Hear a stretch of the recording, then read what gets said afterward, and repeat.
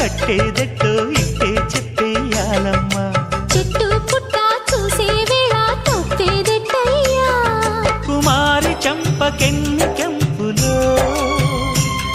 భరించు కళ్ళకెన్ని రంగులో.